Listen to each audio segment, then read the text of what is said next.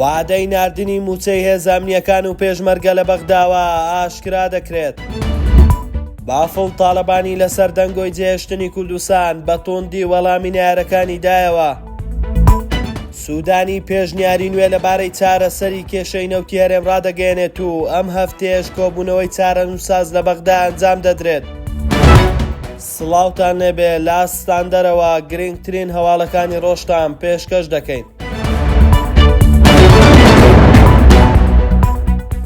سەرچاوەیەک لە وەزارەتی دارایی حکوومەتی هەرێم ڕاگەیاند لەم هەفتەیەدا پارەی موچەی هێزە ئەمنیەکان دەخرێتە سەر هەژماری بانکی وەزارەتی دارایی و دەست بە دابەشکردنی دەکرێت. وتیشی حکوومەتی عێراق گرفتی لەگەڵ لیستی موچەی هێزیەکانی ئاسایش و یەکەی هەفتا و هەشتادا هەیە و دەڵێت گرفت لە ناوەکانیاندایە. ئەوەشی خستەڕ و بڕیارە لە نزیکترین کاتدا دیوانی چاودێری وەزارەتی دارایی عێراق وەڵامی وەزارەتی دارایی عێراق بداتەوە بۆ ناردنی موچەی هێزە ئەمنیەکان و هەرێمیش لە مانگی داهاتووەوە تێبینیەکان و داواکاریەکانی بەغدا لە ناو لیستی موچەدا لەبەرچاو دەگرێت. ئەوە لە کاتێکدایە ماوەی زیاتر لە 53 ڕۆژە موچەی هێزە ئەمنی و سەربازیەکانی هەرێم دابەش نەکراوە. حکوومەتی هەرێمیش ئامادە نییە لە داهاتی ناوخۆ موچەکانیان دابەش بکات.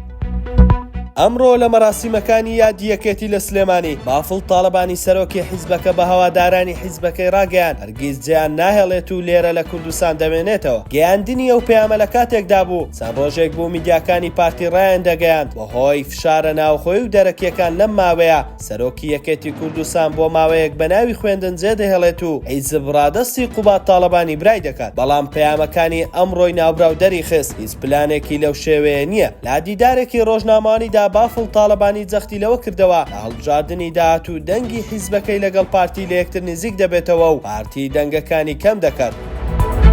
محەممەد شیع سوودانی سەرۆک وەزیرانی عێراق لە چاوپێکەوتنێکدا لەگەڵ ئاژانسی هەواڵی ئەنادۆڵی تورکی ڕایگەیاند دەست پێشخەریمان کردووە بۆ دۆزینەوەی چارەسەری گونجاو و دەرچەی یاسایی بۆ هەناردەکردنەوەی نەوتی هەرێمی کوردستان. بەڵام پرسەکە پەیوەستە بە پابەندبوون بە یاسا چونکە یاسای بودجەی گشتی فیدراڵی مەرجی پابەندبوونی دیاری کردووە بە حیسابکردنی تێچووی بەرمیلی نەود لە تەواوی کێڵگەکان بۆەوەی دەبێت لە چوارچێوەی تێگرای نیشتیمانی دابێت بۆ تێچووی بەرهەمهێنان کە لە سنووری 8 دۆلارە بۆ بەرمیلێک ئەوەی وەزارەتی نەوتی فیدراڵی دیاری کردووە. شایانی باسا بە گوێرەی زانیاریەکانی ستاندەر ئەم هەفتەیە لە بەغدا کۆبوونەوەیەکی یەکلاکەرەوە لە بینی وەزارەتی نەوت و سامانە سروشتەکانی هەرێم و کۆمپانیاکانی نەوت لە هەرێم بۆ بڕیاردانی کۆتایی لە ئەگەری دەستپێکردنەوەی فرۆشتنی نەوتی کوردستان بە گوێرەی یاسای بودجەی عێراق بڕیار دەدەن.